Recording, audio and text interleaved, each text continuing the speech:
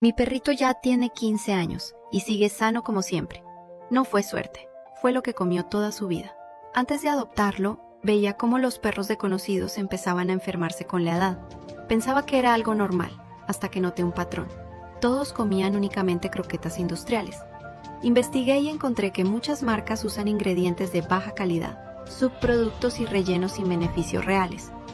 Eso es lo que muchos perros consumen a diario, y con el tiempo su cuerpo lo resiente. Yo no quería eso para el mío, así que decidí informarme y cambiar su alimentación. Hoy tiene un pelaje brillante, se mueve con energía y mantiene un peso ideal, incluso siendo un abuelito.